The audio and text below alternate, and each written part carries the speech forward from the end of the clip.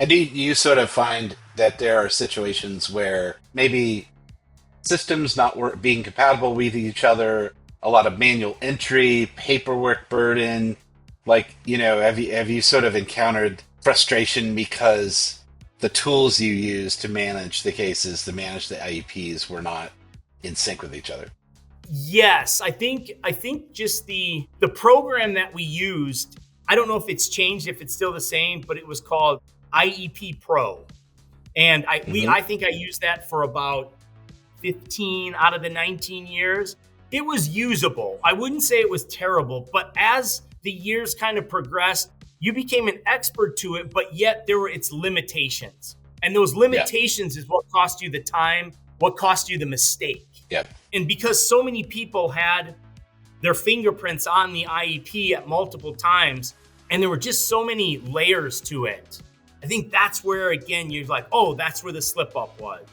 So when the IEP got audited at the district level or the state was coming in to audit and they randomly take certain IEPs for your audit, you're hoping that when the ones they pick, that they're going to be, blue stars, like perfect. So that's my experience with it. If we had the technology to be able to say, this is what I want to have happen immediately, based on what the notes of the meeting said, the IEP meeting, and you could implement that stuff real time, would be, oh my gosh, would be incredible.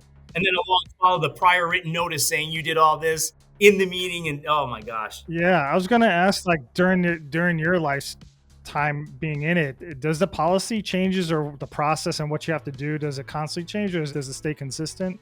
The policies are pretty consistent. It's the small adjustments to those policies and the wording. And again, I think that's what would really frustrate us, where you'd say something in the IEP and like, no, you can't say it like that. That's generalized. Or it would be, we always use the phrase, if you're not comfortable reading it aloud in court, don't put it in the paperwork.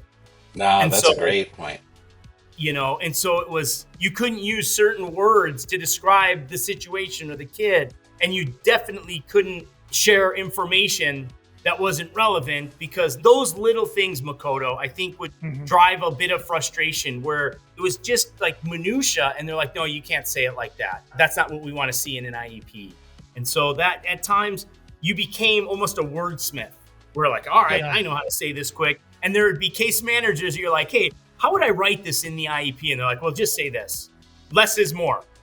Yeah, it's not just the paperwork and the management and the administrative tasks. It's also, I mean, you have to make sure just the whole management of the child throughout the day of school, making sure, whatever. I mean, can you get into a little bit about that too? I mean, There's students from that are a little higher, they have a one-on-one all day long, all the way to kids that we would call minimal contact, meaning the student has a disability, again, in math calculation. So math calculation doesn't mean that they need a tutor one-on-one. It levels the playing field for that student. So depending upon the modification of his assignments, the modification in his tests, the modification of a curriculum, you've got the teacher that's willing to work with that. But then you've got some students, again, that are just a lot more severe in their level of disability. So if we're going to go from math calculation all the way up to a level of spectrum disorder, it used to be called autism, but spectrum disorder, now all of a sudden, gosh, there's a lot more required on a minute to minute, hourly hour, and a daily basis for that student. I'm curious. In video games, cheat codes let you skip months of grinding to unlock special abilities instantly. Have you ever wished for something similar for your software challenges? What if there's a way to instantly access 20 plus years of specialized expertise instead of developing it all internally? What if you could solve in weeks what might otherwise take months or years?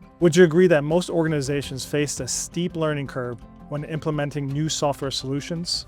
At my company Impact, we serve as that cheat code for companies looking to transform complex software into intuitive experiences that users love and that drive real business results. Would it be valuable to explore? And how might this work for your specific situation? Visit impact.io for a free strategy session focused on your unique challenges.